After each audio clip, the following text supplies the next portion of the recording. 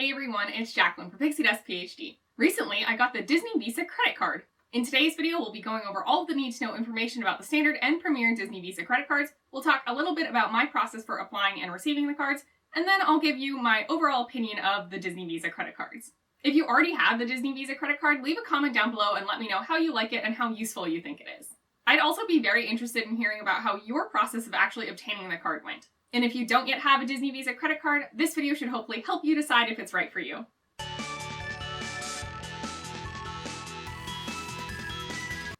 Before we get started, if you're new here, hey, I'm Jacqueline. We mostly talk about Walt Disney World and Disney Vacation Club on this channel. I try to pack a lot of information into a small amount of time because I know what it's like to be busy and just want to get to the need-to-know facts. If you appreciate this video style, please hit the thumbs up to like the video and consider subscribing to the channel. Ring that bell icon for notifications whenever I post new videos.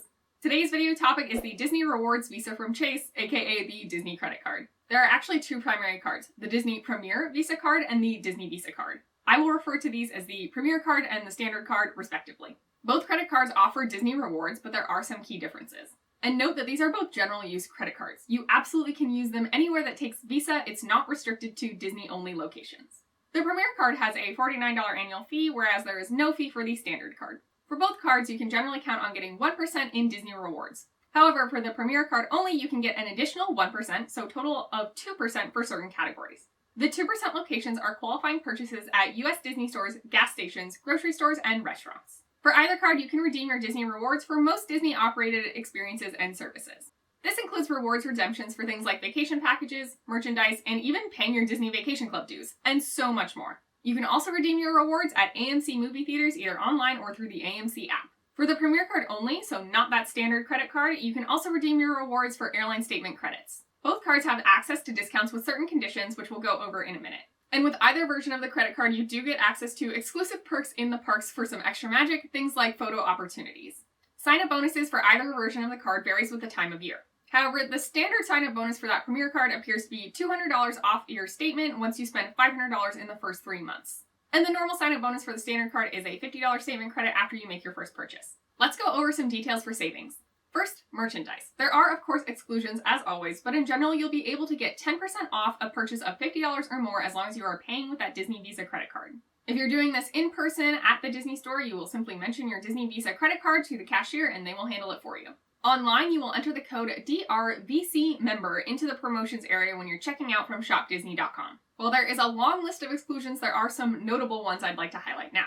Excluded from this 10% off are theme park tickets, D23 memberships, art and collectible items, books and media, limited edition releases, and a lot of designer brands like Alex and Ani, Le Creuset, Kate Spade, Betsey Johnson, and more. I'll leave a link in the description below to the current full terms and conditions. Note that these can change at any time. You also get 10% off dining when you pay with your Disney Visa, but it might not be as extensive as you're imagining. At Disneyland Park, the qualifying locations are the French Market and the River Belle Terrace. I might be butchering these names, so apologies in advance, but at Disneyland California, you have 3 options: Cochina Cucamonga Mexican Grill, Wine Country Trattoria, and Paradise Garden Grill. There's also a few options over at the Disneyland Hotel. These are Steakhouse 55, the PCH Grill, and the Storytellers Cafe. The list of qualifying locations at Disney World is a bit longer than those over at Disneyland, but it doesn't even begin to scratch the surface of the many dining options available.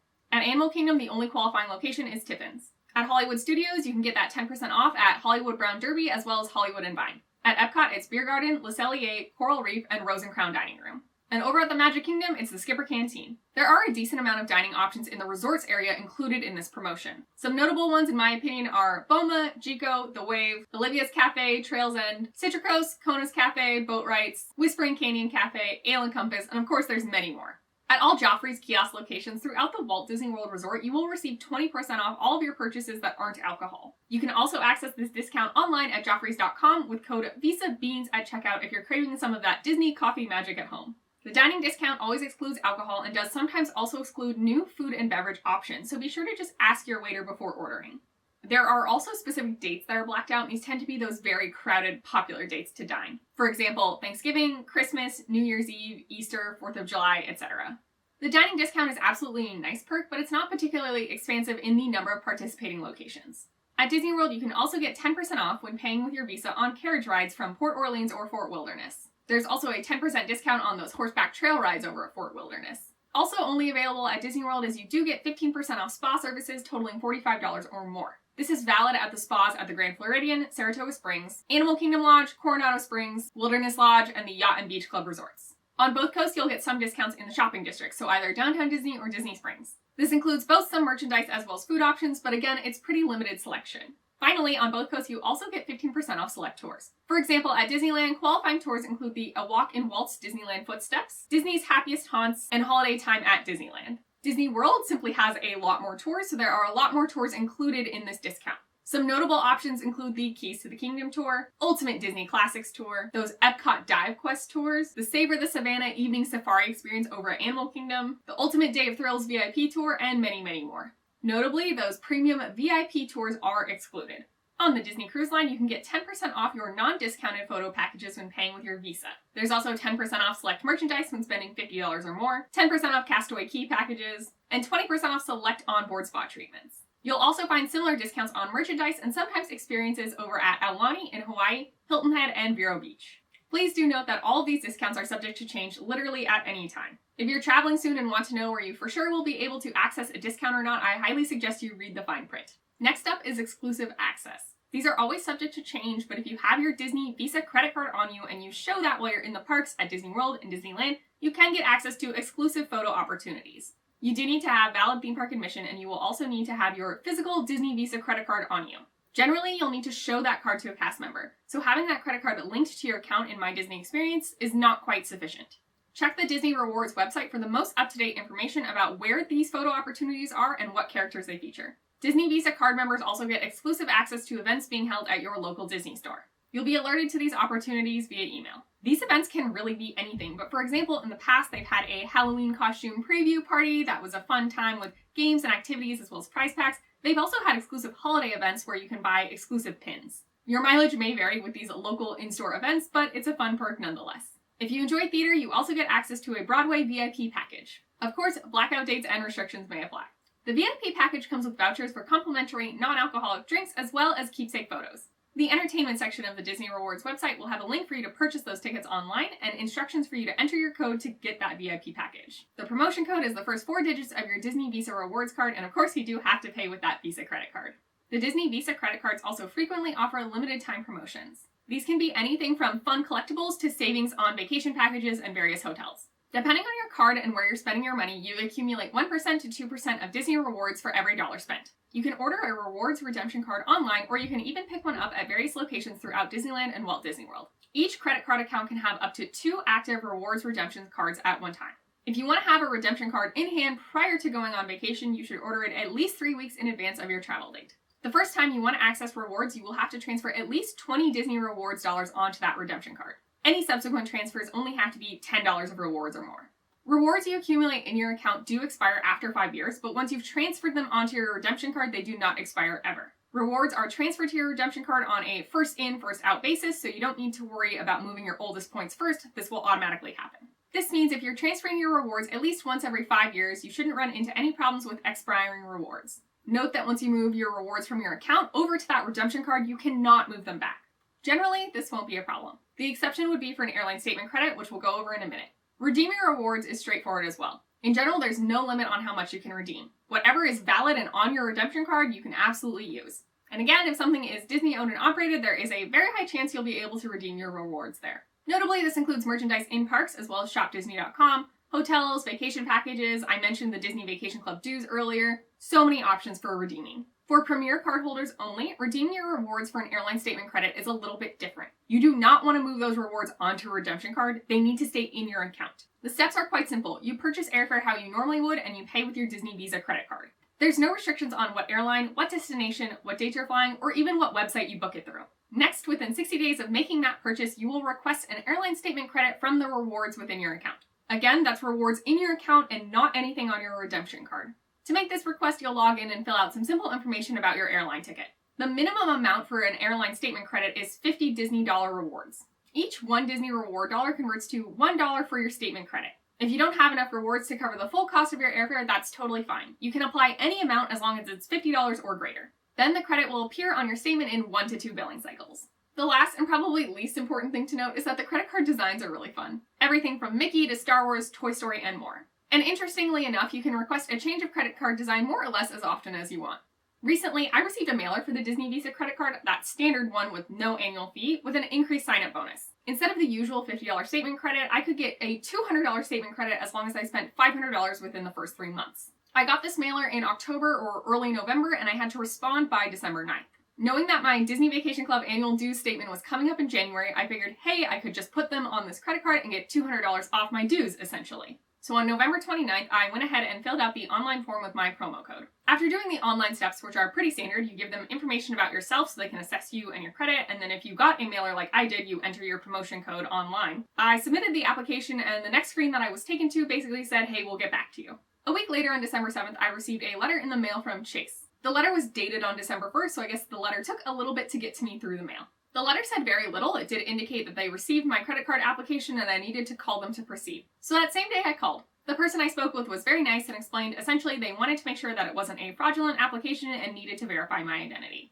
We went through a few steps to do this, including they sent me a text message with a code to my cell phone and I read the code out loud to them on the phone. It was a fast and simple process, and the employee told me that everything on my application looked fine. They really did just want to verify my identity. Then I was told that I would receive notification through snail mail again in about a week on the decision of if I could or could not have the credit card. On December 19th, I got an email from Disney Visa Cards from Chase with the subject line, "Welcome to Disney Rewards." So I guess by then I figured, hey, I got the card, but I hadn't actually yet received it. I did not physically receive my card until December 23rd in the mail. Now, I didn't really need this card in the rush. The timeline had no impact for me, but I just found it really strange that it took a little over 3 weeks from application to actually receiving the card. Usually when I apply for credit cards, I'm often approved on the spot, even through the online portal. And then it feels like a lot of companies will overnight me a credit card to get it to me right away. This makes sense to me because the whole business model is that I spend money on the credit card, that's how they make money.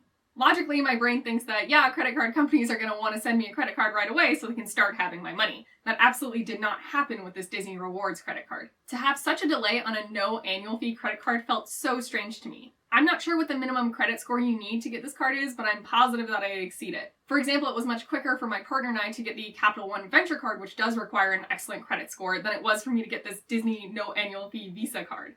I don't know if I just got very unlucky due to the holiday timing of my application. Perhaps Chase has laid off a ton of employees due to the pandemic and the resulting economy. And also the USPS mail is pretty messed up these days, so maybe things got extra slowed down there. But I thought I would report out and let you all know on what my timeline was like for actually receiving the credit card in hand. We unfortunately did miss having it in hand for some holiday purchases, but that's okay. It came in time to pay my Disney Vacation Club annual dues, which is what matters most to me. Moving on from facts to opinions. I'm a big fan of the site NerdWallet, and I will leave a link to that website in the description below. Basically, if you're checking out various credit cards, NerdWallet is one of the best resources in my opinion. But do I think that the Disney Visa credit card is worth it? Not really, no. The no annual fee standard card comes with 1% rewards, which isn't great. And then even that Premier card only comes with 2% rewards on select categories, which definitely means not everything you're getting 2% rewards on. The value of the card, I think, really depends on how much you're going to the parks and buying merchandise through Shop Disney. If you don't travel to the parks very often, I would honestly say I doubt that the Premier card with that $49 annual fee would be worth it. While $49 monetarily isn't a huge annual fee, I think it might be hard to make that up. The free card, I think, is very up to you. I mean, it's a no annual fee card. The only real concern would be your credit score and then that hard pull on your credit, especially if you're looking at buying a house or something in the near future. With that upgraded sign-up bonus that I received through the mailer, I felt that the free card would be worth it. But honestly, I don't anticipate charging much to this card at all. 1% rewards and for only Disney-specific redemptions isn't really that great in my opinion. My partner and I share a Capital One Venture card, which we use to accumulate miles for flights, and then also a Hilton-branded credit card, which we use to accumulate points for hotel stays. Obviously, those are hotel stays for other travel and not really for when we're at Disney World. Then we each both have a 2% cash back card. So that's 2% cash back on every purchase we make, regardless of category. And also worth noting is that it's cash back, so it's statement credit on whatever we want to spend. That's a pretty strong contrast, in my opinion, to Disney Rewards specific, where you can only use those rewards at certain Disney operated locations. For me, the flexibility of 2% cash back, which I can use for anything, including Disney things, but also other things, is more appealing than 2% rewards for Disney only things. Because my partner and I only travel to Disney parks roughly every other year, and we also really don't buy that much Disney merchandise through shopdisney.com, I just doubt that we'll be using this card that much. I would rather continue to make my standard everyday purchases the way that we already are. The strategy we currently have maximizes the points that we get on our Hilton card as well as on the Capital One Venture card. Trying to add a Disney Rewards card into that mix feels like it would diminish returns on the other cards more than we would gain through getting additional Disney rewards. I will probably plan on paying my Disney Vacation Club annual dues every year on this Disney Rewards credit card. And then also when we are in the parks, if there is a location with a discount, obviously we will use that card. I think this will come in relatively handy for us, especially with the Joffrey's location, because my partner does enjoy coffee quite a bit. That being said, since we'll primarily be staying Disney Vacation Club, we might just end up making coffee in the room and then barely even going to Joffrey's. We'll just have to wait and see. There are occasional room discounts for Disney Visa credit card members that we may act on to add on an additional night or two to an already planned trip, so that is a nice option to have. The other big thing I would consider in general, and while this doesn't apply to me specifically, it may apply to you, is that there are other better discounts. Discounts you can access as an annual pass holder, a Disney Vacation Club member with access to those extra member benefits, or as a Florida resident, often exceed those you would get with this credit card. Especially on dining, if you're part of any of those affinity groups, then you have access to the Tables in Wonderland card, which you do have to pay for, but then you get 20% off dining at most table service locations at Walt Disney World, including alcohol. Similarly, if you're part of any of these affinity groups, you also get access to discounts on merchandise as well as hotels. And these promotions are often better than what you would get through the credit card. Sometimes you can stack savings though. For example, sometimes you can access a merchandise discount with your annual pass, and then you can stack the Disney Visa Rewards card discount on top of it. But almost certainly you are not able to stack discounts like this on dining or hotels. In my opinion, to make that Premier card worth it with a $49 annual fee, you would have to be visiting the park somewhat regularly. If your credit score is good and you aren't worried about having that hard pull done on your credit anytime soon, then sure, get the no annual fee card for its minimal perks. That's what I did. Certainly, if you get a better than average sign-up bonus, it could be worth it. But generally, I don't expect to actually use this card very often. Just for the occasional Shop Disney purchase, which we do maybe twice a year, maybe, and then at select locations in the parks. Because I won't be using this credit card all that often, I also won't really be racking up rewards. For example, my Disney Vacation Club annual dues, which are around $600, would only be about $6 in rewards at that 1% rate. And remember, I need $20 of accumulated rewards in order to make my first redemption. In my head, I'll end up applying our rewards to my annual due statement, but definitely I won't be able to do this every year due to those redemption restrictions. But again, rewards pre-transfer to your redemption card don't expire for 5 years, and I do expect I'll be able to rack up $20 before 5 years and then $10 in subsequent redemptions faster than 5 years' time. So even if I can only transfer every 3 or 4 years or so, it'll be okay. The point is that unless you're spending a lot on this card, it's not going to amount to much in savings. Let me know what you think of the Disney Visa Standard and Premier credit cards in the comments down below. Do you have one? Is there an awesome use for this credit card that I've yet to consider? There are certain categories that offer 0% APR for 6 months, which is awesome. For example, if you're planning on buying Disney Vacation Club or doing a longer, more expensive vacation package at the parks or on a cruise, you can put that on your credit card and get 6 months to pay it off interest-free. That is a really nice perk. I can't wait to hear all of your thoughts, and remember, you can always find me elsewhere on Twitter and Instagram at PixieDustPhD. My partner and I are pretty comfortable racking up points on our Venture card and the Hilton card in order to pay for our travel, but of course that doesn't do a lot for Disney. I'm really interested to hear the way that you all use your Disney credit cards, or you imagine that you would, and maybe your input will sway the way that we charge to our current credit cards. You always have such great input and excellent ideas, so I can't wait to incorporate your feedback into my use of the Disney Rewards credit card. I hope you have a lovely rest of your day, and we'll see you real soon at Pixie Dust PhD.